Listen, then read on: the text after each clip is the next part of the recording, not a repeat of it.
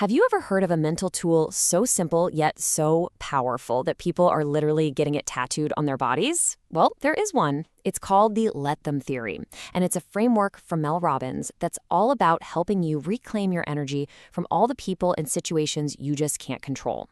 So let's break it down. To really get why this theory is such a game changer, we have to start with the problem it's trying to solve. And Mel Robbins grounds it in this really raw, universal feeling of being completely stuck. I think we all know what that feels like, right? That morning dread, the weight of everything on your shoulders, that feeling that you're trapped in a cycle you just can't break. And this right here captures that feeling of being stuck so perfectly. Because it's almost never a knowledge problem, is it? You know what you need to do. You know you should pay the bills or go for that walk or start looking for that new job. The real issue is the sheer volume of anxious thoughts that just creates this paralysis, making any action at all feel totally impossible. And then came this one thought that just changed everything for her. This idea that your feelings don't have to dictate your actions. You don't have to feel like getting out of bed to actually get out of bed. It's such a simple thought, but it was the key to unlocking that paralysis. You can feel horrible, and you can still do what you need to do. You can separate the two. Okay, so that revelation led to her first big tool, the one you've probably heard of, the 5-second rule.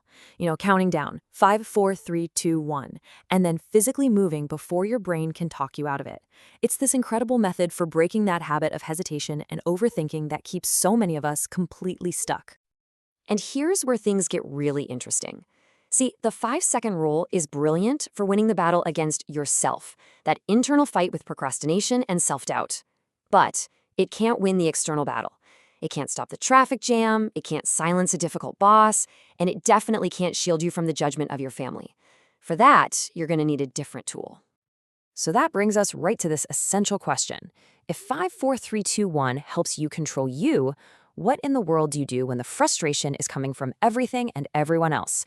This is exactly where the next piece of the puzzle comes into play. And here it is, the Let Them Theory. Now, don't think of this as giving up. Think of it more like a strategic surrender.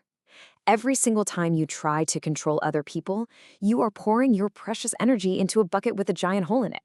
This theory is about plugging that hole and redirecting all that energy back to the one person you can actually control, you. So let's really dig into the first part of this theory. This is the phrase that went absolutely viral, and honestly, for a very good reason. It can change your entire state of mind in an instant. Just these two words. When someone disappoints you, let them. When someone misunderstands you, let them. When your friends don't invite you to something, let them.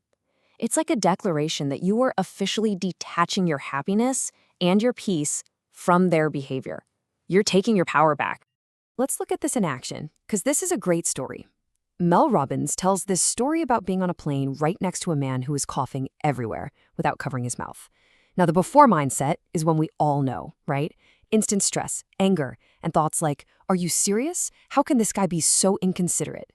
But the let them mindset, that leads to a completely different outcome. This shift in her thinking was profound. She realized she couldn't control this man. She couldn't force him to be considerate. So she thought, okay, let him cough. Then she asked the most important question. What can I do? So she just pulled her scarf over her face and put on her headphones. And just like that, problem solved. She took control of her own little environment. Now, what's really cool is that there's actual science behind why this works so well. When you're stressed out, your amygdala, your primitive fight-or-flight kind of reptilian brain, is running the show. It's super reactive, it's emotional. But by saying let them, you literally interrupt that stress response. You hand control back over to your prefrontal cortex, your thinking brain, which can then make logical, calm decisions. Okay, but let them is only half the equation. And this is really important, because if you stop there, you risk becoming passive or maybe even a little isolated. So let's move on to the second, much more empowering part of the theory. This is it. Let me. This is where you take all that amazing energy you saved by not trying to control the uncontrollable and you reinvest it in yourself. Think of it this way. Let them creates the space. Let me is what you do with that space. It's the action part. So Mel tells this really powerful story about seeing a photo of her friends on a trip that they took without her. Ouch. The old response would have been hurt, rejection, maybe some gossip. But this theory prompts a totally different path. First, okay, let them go on the trip. Then comes the really important question. What is this feeling trying to tell me that I want?